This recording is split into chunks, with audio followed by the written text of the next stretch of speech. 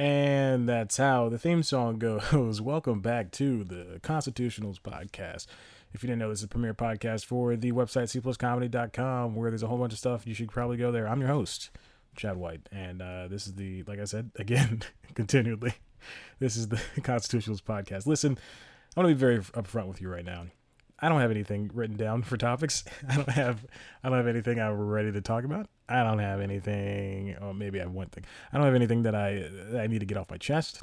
The Constitutionals, it's supposed to be about, originally, what it started out as. It was supposed to be a thing where I'm making declarative statements, and I'm supposed to be putting down, essentially, constitutions for comedy or whatever, and then that quickly dissolved into an audio diary, which is fine with me. I don't care about that. I love the title of Constitutionals. I love the theme song, and I love sitting down and talking in front of a mic for 20 some odd minutes, sometimes 40, sometimes 30, sometimes 52. But other than that, I got nothing else for you, baby. So when I come to an episode of the Constitutional that is unplanned, and trust me, out of the 26 I've done, there have been more than half that were unplanned. So there you go. I hope you enjoy this. I hope people are still subscribing. I see that I've lost a few subscribers. Maybe they were bots. Maybe they were real. Who knows? But let me tell you, I saw the number on Pinecast. It went up for a long time, and then it went down for a very long time, and now it has lingered at what I would think is just a bunch of random people who click on, who see this, and they say, this might be something good to drown my thoughts in, and then they go, oh boy, this is horrible, and then they unsubscribe, and then they move on with their lives. Listen, I subscribe to 70 podcasts. I think it'd be best if you just left it subscribed, and great. It'd be great. Subscribe, go to iTunes, leave a rating. I don't know. I'm not going to pimp it out. It doesn't really matter. This means nothing to me. It does mean, it means everything to me. It's the only thing I have in the world. Let's move on. Let's talk about the topic. The one thing I wrote up before I left work tonight. Before I left work, I wrote down something because I know this morning I woke up, went to the gym, came back home, and just caught up on all the premieres of fall TV shows that I missed. Now, of course, when I'm doing for cpluscomedy.com, I'm doing first look reviews, which I've been doing for the past year. And so for a first look review, all I do is watch a pilot, or I watch the first 2 episodes of a show, and then I write a review based on however many episodes I saw at first, and then I put it up. It's first look review, never to touch that show ever again. And not as in never to touch it and never watch it, but never to touch it and never review another episode, because I already watch way too much. I watch more than 4 average people should watch of television. So imagine 4 people, imagine 4 of yourself. If you watch a lot of TV, imagine 4 of yourself, and then make it me. Make it one person and make it me. So that's what I'm doing. But anyway, so I do first look reviews, and I want to get those out as soon as possible, because that's when people look up shows. How I've gathered it. When people look up shows, they say, "Oh, I wonder how Me, Myself, and I is. Let me go look for a review," because they're on episode 2. It's Monday, and right now it's episode 3 is coming on tonight, in about an hour or so. And so they're gonna say, "Oh, let me see how Me, Myself, and I is with Bobby Moynihan and John Lancaster, I believe that's his name, John Larroquette." John Lancaster. It's Larroquette. And Michael J. White, whatever his name is. So they're gonna go to Google, they're gonna go to Bing, they're gonna go to Yahoo.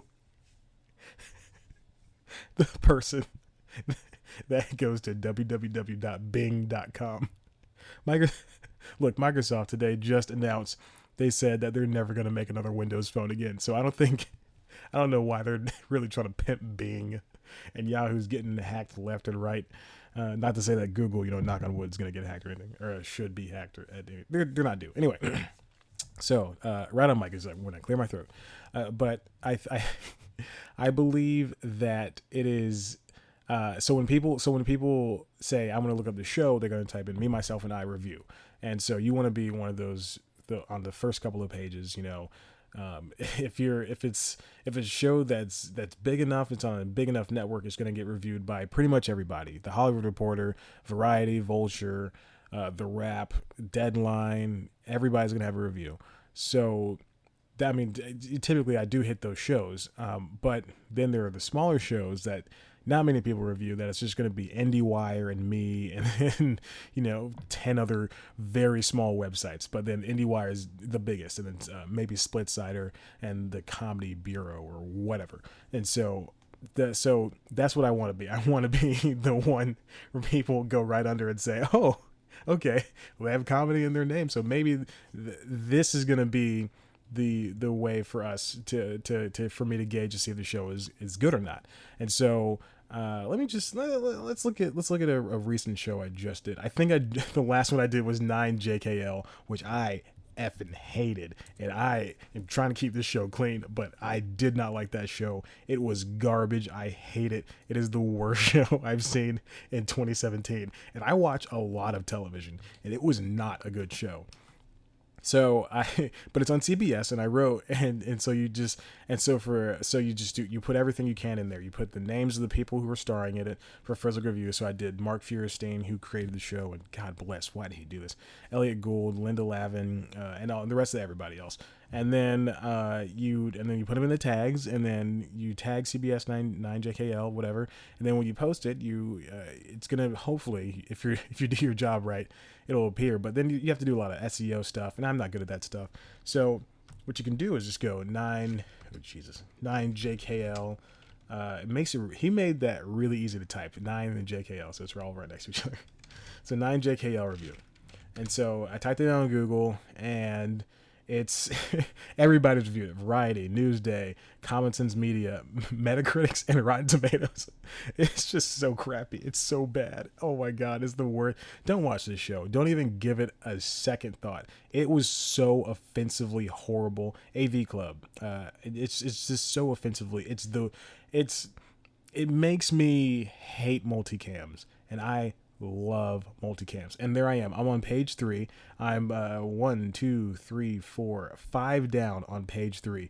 I'm under somebody who uploaded a video, and videos are huge. So if you create a video review, then people are more inclined to watch that versus reading the same thing, reading all of your words on written review, which is what I've noticed with IGN and GameSpot. People tend to go to the video review prior to clicking on the written review, but they don't know that it's the video review is the script for the written review, or I'm sorry, the written review is the script for the video review.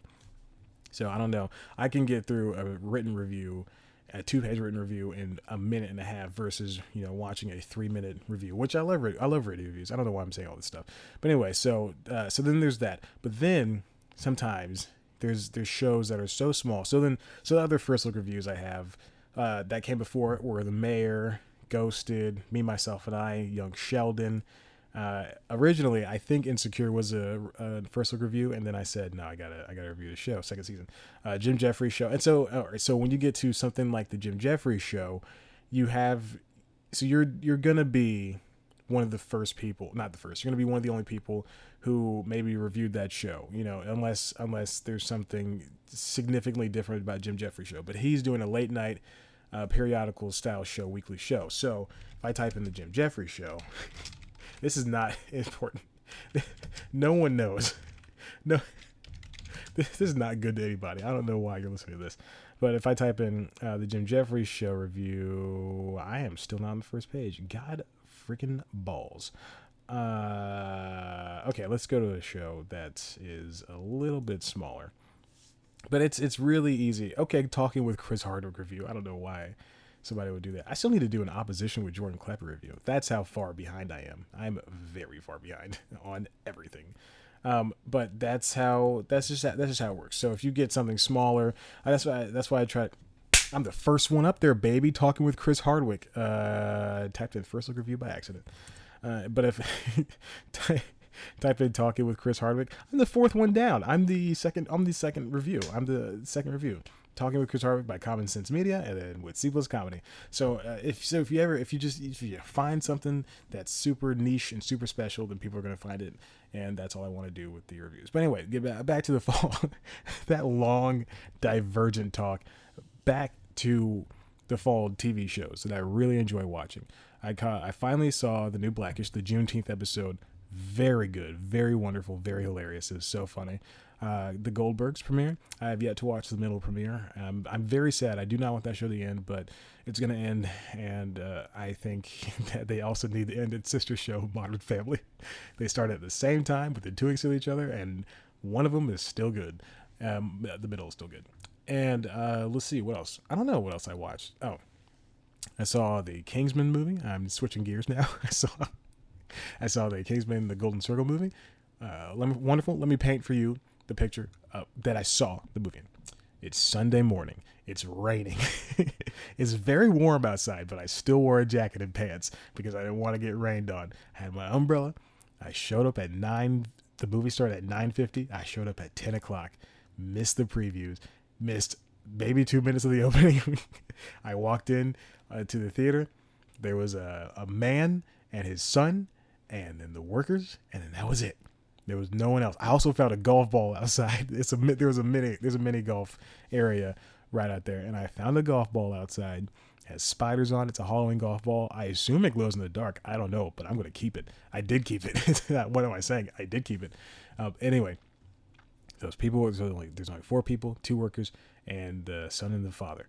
And so I walk up. I go. I pay. I don't even talk to the clerk cashier. I go to the machine. I pay my $5. The girl snaps my ticket. I go down. It's since the movie's been out for weeks and weeks now. It's all the way in a smaller theater. So I walk down the theater. I think, oh man, there's gonna be 3 or 4 other people in here, and it's gonna suck. I walk in. I'm the only person in this movie, and I sit down. I sit down directly in the middle. I have this entire theater to myself. At some point, someone walks in, but I don't think they stay. I think they just opened the door and said, "Oh, this movie's still playing," and then they walked out.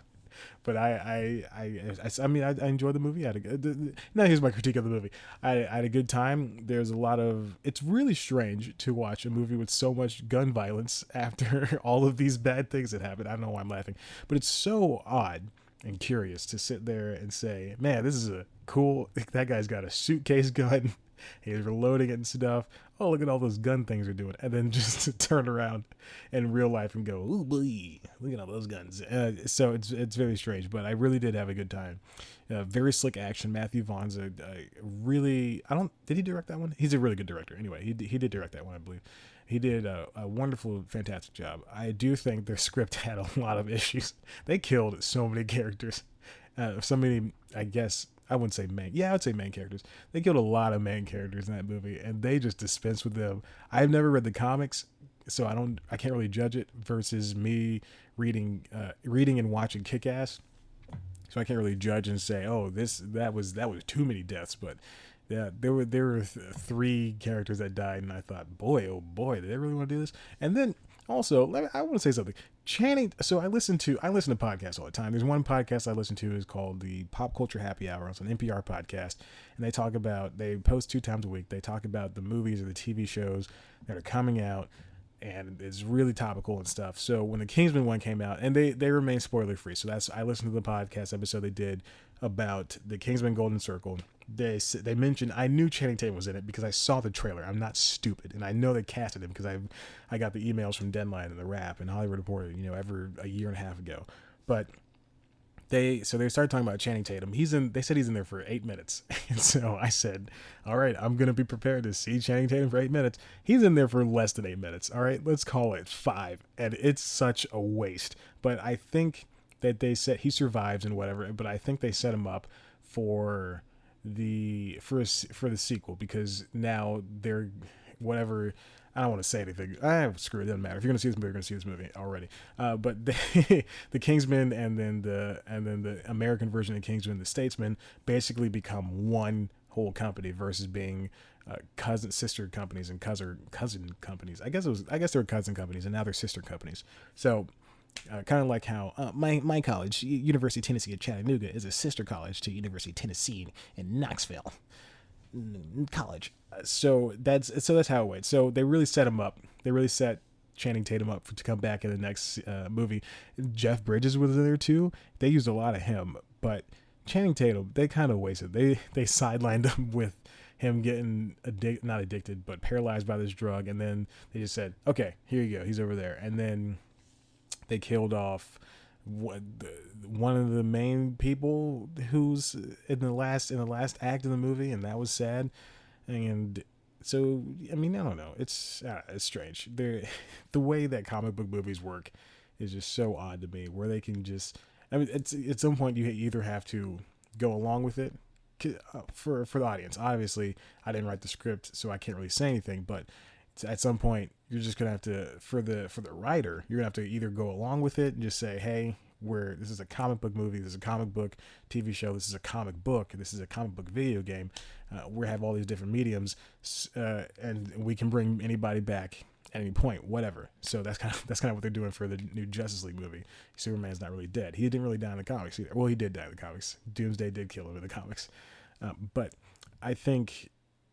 And Batman died before, and Flash has died so many freaking times. Barry and Wally, and everybody's died.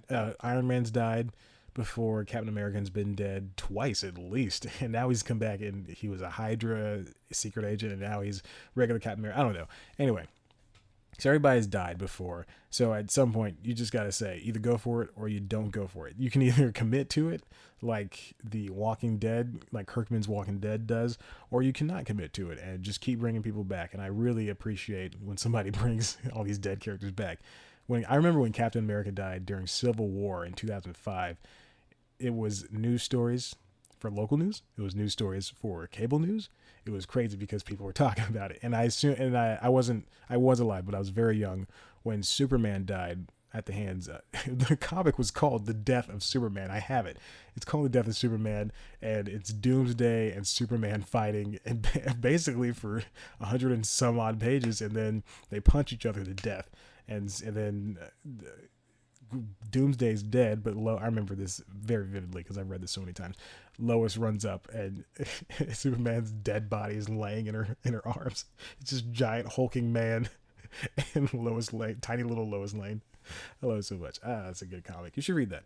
Also read Identity Crisis if you like comics too. Identity Crisis, there's a very odd scene with Dr. Light and Elongated Man's wife.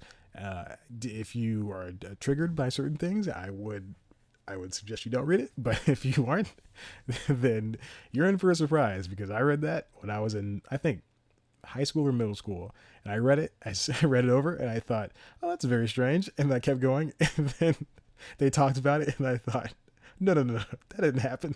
Went back, I said, oh, it did happen. Oh God, what a weird thing to go down in comics. But anyway, so yeah, that's all the fall TV shows. Oh my gosh. Let's get on to the main topic so we can hurry up and get out of here so I can watch Supergirl, which has been recording in the background. Okay, so Saturday, I'm at home. I'm about to watch a movie, but I remember at 10:30, before I put this movie in, I go, oh, I wonder when Graham Norton's show is going to come back. I turn over to the BBC. It's back. I start recording it. I've only seen the last half of the first new episode of the season. I love Graham Norton. He's on the BBC. If you know who Graham Norton is, he's this British guy, British late night host on the BBC. His show is basically like how James Corden brings out all of his guests at once. That's Graham Norton. I don't want to say originated it, but he started that trend. And they all sit on this couch in front of this gigantic audience full of people from all across Europe. People who are Welsh, Irish, Danish, Swedish, Russian, British, African. There are people from all across the entire world, and it's great. It's wonderful. Everybody loves these jokes, and they bring all these famous people. Like in the last episode, they had Margot Robbie and Ryan Gosling and Harrison Ford and Reese Witherspoon, and they were all just sitting on the couch just talking, and Graham was just leading the conversation. It's fun, it's loose, it's great. It's one of the best late night shows. And I thought to myself as I was watching it this morning, I thought, this is one of my most favorite late night hosts right now. Like in the time that this exists. Uh, of course, this exists, and the time that this is right at this point. So of course, Carson is great, and Letterman is wonderful, but right now, in the terms of all the late night hosts, Graham Norton's one of the best.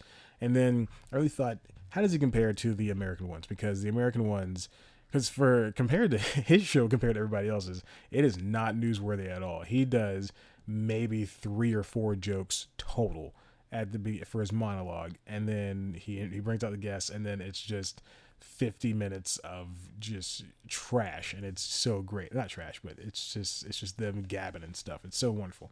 And there's no games. It's just pure conversation, and it's in front of a crowd, and everybody's laughing and enjoying, having a good time. And so he doesn't need distractions to have an entertaining show. His show runs 40 minutes. I guess they're recording real time because he moves along at a quick pace. When he says something, he's like, okay, guys, we gotta go. We gotta move on, stuff like that. He's really good. But he does it in a more eloquent way. So him compared to someone like your John Oliver's. John Oliver is a very political person, and his show is I think he's pandering to an audience, but it's a wonderful show, and I think Sam B. For me, my favorite ones have to be Sam B and Conan, not because they're both on TBS, because TBS would not hire me, and I hate them dearly. But just kidding, TBS, if you want to hire me, please, I would love to work with you. I'll do anything. I work in the mailroom too. I think Conan is so far removed from the other broadcast from the broadcast network hosts that it doesn't matter what he does on his show. He and TBS have they're re-up for 2 or 5 more years, somewhere between that time. I think Conan's really since he just allows his writers to do whatever, and it's not whatever, but he allows his writers to make these stupid jokes like Nutspoon. Nutspoon is one of, just go look up Conan Nutspoon, and it's seriously one of the best jokes of the past year for late night for me. And then Samantha Bee, she does some really smart things. A sad thing to hear today that Joe Miller exited the series. We don't know if she got fired, but she might have exited, whatever.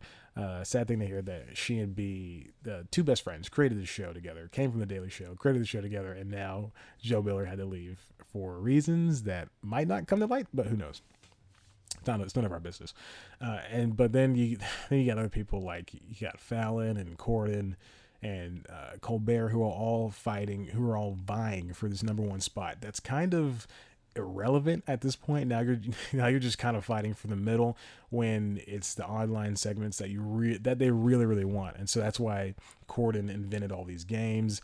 That's why Colbert uploads the entire interviews he does with guests. That's why Fallon does games as well. So it's just like that. But then when you have Kimmel and Myers and Conan and B out there just doing the job, as opposed to, I'm not saying that Colbert and Corden and Fallon are all looking for these views and everything, but that's kind of what they're doing. But when Kimmel does something, he's not overreaching his, like, he's just doing it because it's a part of the show. When he does his, hey Jimmy, I scared my kids on Halloween with Jesus segments or his cousin Sal segments, then he's doing it out of the goodness of his, not goodness of his heart, but he's doing it because it's just something that's a nice little thing to do. He just does a nice level talk show versus trying something wicked and wild, and it's strange and it's not good, which is kind of admirable for Corden, because he does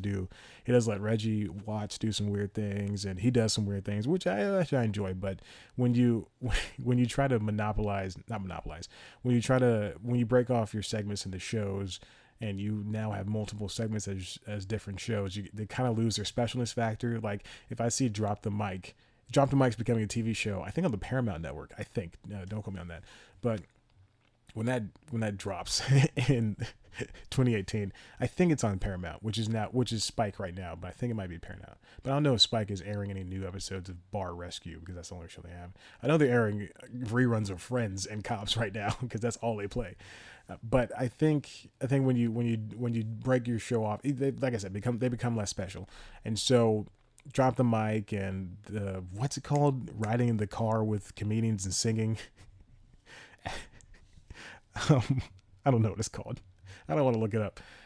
So if, I mean, eventually his take a break show is going to going to be a show of its own. Take a break segment is going to be a show of its own. It's going to be B-level celebrities. No, they know he. What I can't say about him is they do get A-list celebrities versus Fallon's.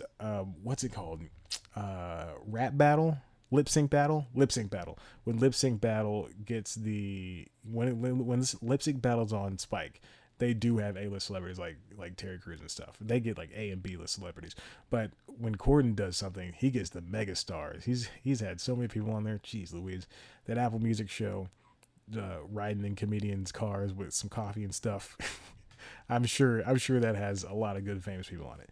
But anyway, it's just less special. So that's what I like about Norton and Kimmel and Myers and B and Conan in no particular order. I just love them all so much. They're such wonderful late night hosts, and they're great, and I love them, and I want to give them all little kisses on the cheek. Okay. Oh my God, I'm going to move on to the last and final segment. Favorite comedians of all time. You know it. You've heard it for the past 2 weeks. Let's move on to it. This week's comedian is going to be Eddie Murphy. Listen, Eddie Murphy, I think, after Pryor, no, I'd definitely say before Pryor, is definitely one of my, is probably my top comedian influencer. I think I find that Murphy, you can watch Raw and the other one, you can watch his stand-up specials and say that they don't really translate well to today, but for the time, if you can think back to then, which was only 30 years ago, you can say, wow, this was really funny, and you can laugh. It's okay to laugh at it. It's fine. It doesn't. I mean, it was 1985 and 1987, whatever. It was in the 80s when he made these jokes. You're allowed to laugh at them still. When he does the ice cream bit, and it's still good. It's still fine. It just, I don't understand. But Eddie Murphy, even with all of his moves into acting, even with the moves that weren't so good, and I'm gonna go ahead and look at the only movie that comes to mind at this point is 1,000 Words, and oh my God, I haven't seen 1,000 Words where his I guess his little daughter asks him or wishes on a tree that said that he doesn't want to. I don't know, that he can't say more than 1,000 words, something like that. Anyway, I don't know how things are described anymore. But I find that Eddie Murphy's still one of the better comedians out there, and his movies definitely, I don't want to say hold up, but they do I guess hold up to the day. Trading Places, Beverly Hills Cop, the first one, that's it. No other ones. Coming to America. They're all pretty. I mean, Trading Places, from what I can remember, there's a lot of, you know what? I'm just gonna say Beverly Hills Cop. I don't think Trading Places really translates to today. Harlem Nights, it's all these. The Nutty Professor is still funny. He was still funny. Mulan, the first Doctor Dolittle is the only one I like. Bowfinger's hilarious. Shrek. And then he can turn around and do dream serious roles like in Dreamgirls or Mr. Church, which I still have not watched, but is still sitting in my Amazon queue. So I really find that Murphy is just a wonderful talent, and I hope he can come out of the hiding and get back to working in shows. I remember, if you look this up. There was a very long time, and maybe this might be the topic for next week, but I love Hanna-Barbera style cartoons and that era of stuff, because that's what I grew up watching before, I'd watch the Powerpuff Girls or whatever 90s kids are into. But I really, Looney Tunes and Tom and Jerry, I hate Tom and Jerry to this day because I've seen every episode 1,000 times. But, it's just a part of my DNA right now. But, cartoon Chuck Jones and Hanna-Barbera and all that stuff. But he was tapped to do the Hong Kong Phooey movie, and at some point, I guess they made a demo reel for it, and they also made it. I'll get on that later, but so go look up the Hong Kong Phooey movie demo reel. Don't type those exact words in, but there's a video out there. I think it's on Vimeo still. It's not on YouTube, but I think it's on Vimeo, where they did a test, and Hong Kong Phooey was in the real world. He was a CGI dog character. If you don't know who Hong Kong Phooey is, it's a very racist cartoon where he's a crime fighting dog, but he does Hong Kong Phooey. Oh, Jesus Christ. He does karate. It's such a racist cartoon. I'm thinking about it right now. It's really racist. But go watch the demo reel if you like Hong Kong Phooey. You remember the theme song, Hong Kong Phooey, number one super guy. This is why I got C's in school, because stuff like that is sitting in my head. Go watch it. It's wonderful. They also did, WB did one for, there's supposed to be a Marvin. This is when so WB, instead, they shifted focus from, this, I should not be talking about this right now. They shifted focus from Bugs Bunny to Daffy Duck. And that's why Looney Tunes Back in Action was mostly focused on Brendan Fraser and Daffy Duck. So Daffy Duck, remember who was in that movie? Steve Martin.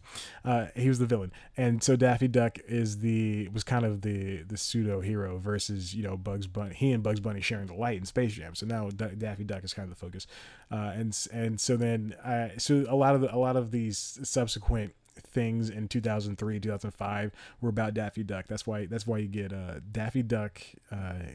What's his name? The space Daffy Duck. Daffy Duck in Space is, I'm not going to pretend like I didn't just pause the recording for some reason, but Daffy Duck in Space is Duck Dodgers. Oh boy, I did that right without even Googling. Duck Dodgers in the 24th and a half century. And so there's a bunch of shows and little tiny movies that are just about Daffy Duck and stuff like that. Anyway, what was I talking about? Oh, so then they also tried to spread it out. So Marvin the Martian was going to get his own movie, and WB did a test for the Marvin the Martian movie. Go look this up, because this demo reel is out in the internet wild.